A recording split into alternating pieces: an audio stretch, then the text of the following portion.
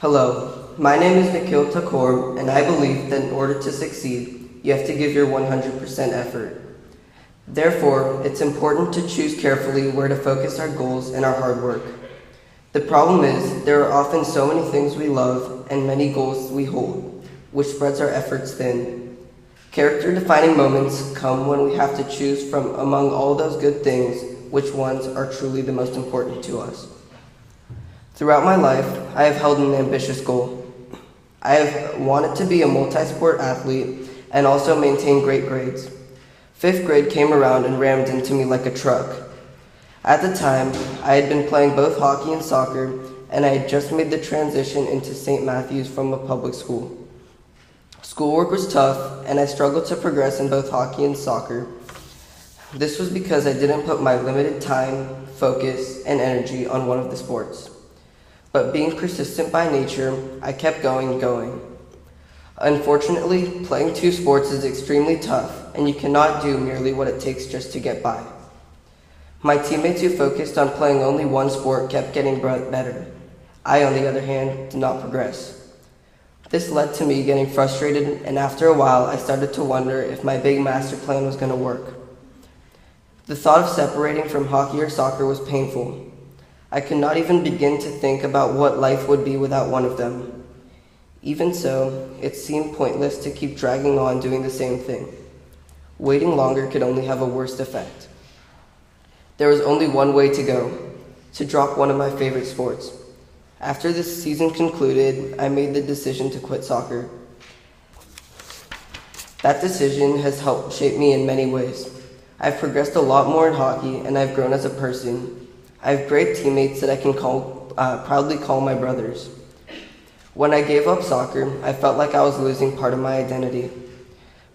But in the end, I got to know myself better, and I learned that it was not about which sport I chose, but about making a commitment and giving my all, and that I would grow and find satisfaction in any effort that I put in 100%.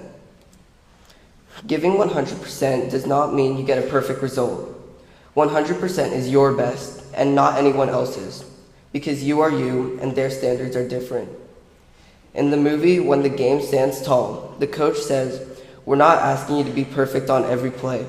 What we're asking of you and what you should be asking of each other is to give a perfect effort from snap to whistle." This isn't just applicable to the game of football. It can be simplified. One must give their full effort regardless of the result. More importantly, one has to go with that intensity and fervor throughout the duration of the event in which they are doing. In the lesson that Sam read for us, Paul is talking about how he devotes himself to work as a missionary for Jesus. Once Paul's name was Saul, and he was opposed to the Christians. He helped arrest them, and sometimes they were put to death.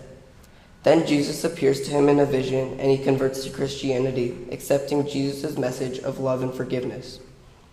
He gives himself 100% to spreading God's love and the teachings of Jesus, even putting himself in danger of arrest and death. Paul's example of a devotion can show all of us what it means to really give ourselves completely to what we believe in. I know there will be other times in my life when I have to make tough choices about how to balance all the good things in my life and when to choose to focus completely on that one important thing. Winston Churchill once said, "Continuous effort, not intelligence or strength, is the key to unlocking our potential." If you give your 100%, great things will follow and you can truly live happily. That sounds pretty good, right?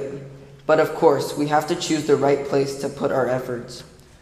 We've all had the experience of wasting our effort and of putting it in the right place.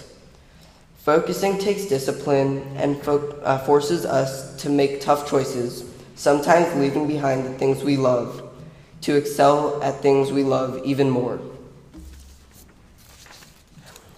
That's why I believe we should all give our full effort to help us live to our complete capacity. Thank you.